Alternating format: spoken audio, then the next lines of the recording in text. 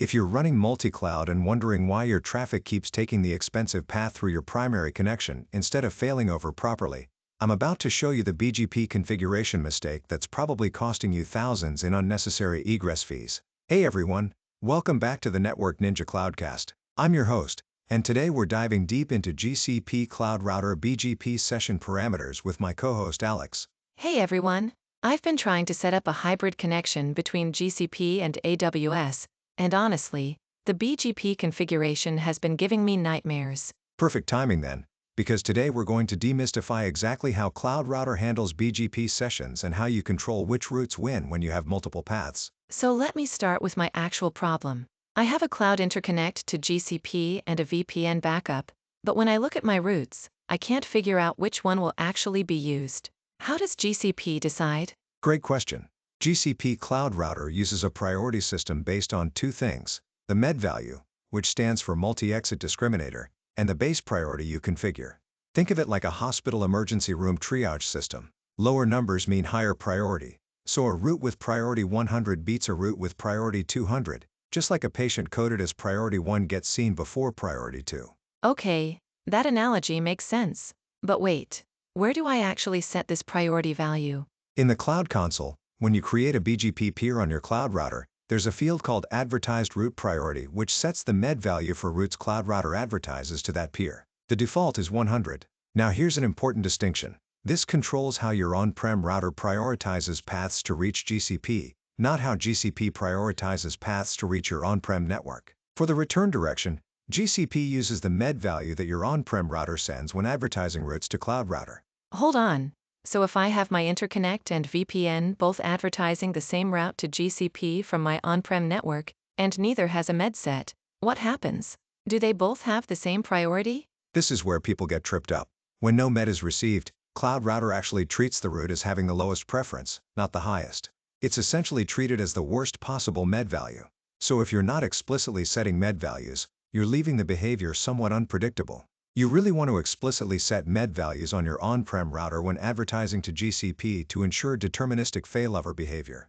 So I'd set MED 100 on routes through interconnect and MED 200 on routes through VPN on my on-prem router?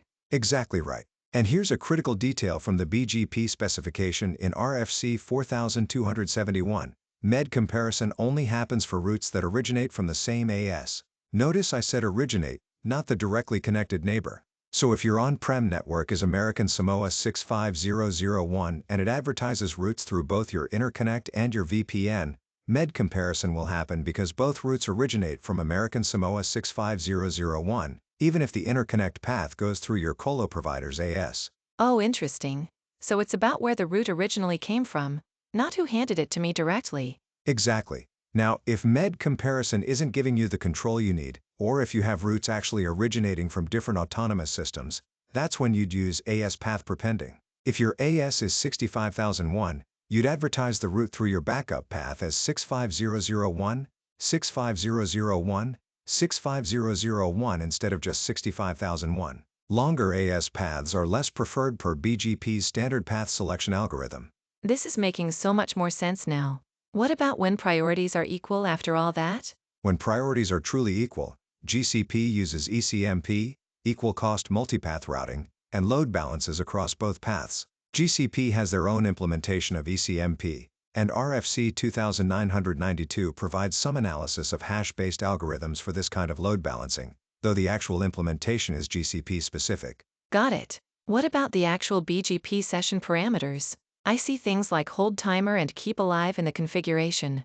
The hold timer defaults to 60 seconds in Cloud Router, with keep alive sent every 20 seconds, which is 1/3 of the hold time as recommended by RFC 4271. Important note though, these values are negotiated between peers, so both sides need to agree. If Cloud Router doesn't receive a keep alive within the hold time, it tears down the session and withdraws those routes.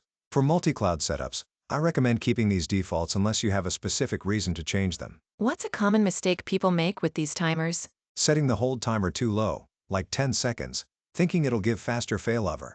But in reality, you get flapping sessions during minor network hiccups, which causes route withdrawals and reconvergence. Your traffic gets disrupted more often, not less.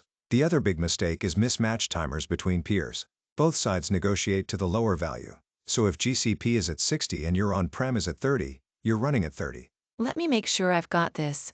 For multi-cloud with proper failover, I need to explicitly set MED values on my on-prem router for routes advertised to GCP. Remember that MED comparison happens for routes from the same originating AS. Use AS prepending if I need additional control, and keep my hold timers consistent and not too aggressive. Perfect summary. And one pro tip, you can check your cloud router status in the console under the router details, but I actually prefer using the gcloud command. Gcloud compute routers get status with your router name and region. It gives you a clean view of learned routes, advertised routes, and BGP peer status. Check that first before diving into packet captures. That's incredibly helpful. I'm going to go fix my configuration right now. That's it for today's episode. If this saved you some troubleshooting headaches, hit that like button and subscribe for more cloud networking deep dives. And share this with your team if they're setting up multi-cloud connectivity. Thanks for watching the Network Ninja Cloudcast. See you in the next one.